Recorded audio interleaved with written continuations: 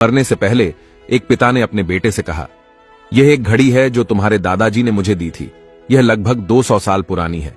इससे पहले कि मैं इसे तुम्हें दूं, तुम ज्वेलरी की दुकान पर जाओ और उनसे कहो कि मैं इसे बेचना चाहता हूं और देखो कि वो तुम्हें कितने पैसे ऑफर करते हैं। तो बेटा ज्वेलरी की दुकान पर गया और वापस आकर बोला, पिताजी, वे मुझे $150 ऑफर कर रहे थे, लेकिन उन्होंने कहा कि यह बहुत पुराना है। पिता ने कहा, ठीक है, अब तुम गिरवी की दुकान पर जाओ और वहां देखो। बेटा गिरवी की दुकान पर गया और यह कहते हुए लौटा, पिताजी, उन्होंने मुझे $10 ऑफर की क्योंकि यह बहुत घिसा पिटा हो गया था। पिता ने बेटे की ओर देखा और कहा, ठीक है, अब इसे तुम म्यूजियम में ले जाओ।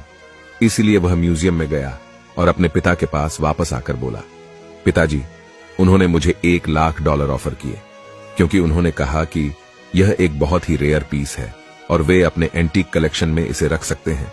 पिता ने उसकी ओर देखा और कहा, मेरे बेटे, मैं तुम्हें यही तो बताना चाहता हूं कि सही जगह आपको सही तरीके से महत्व देती है।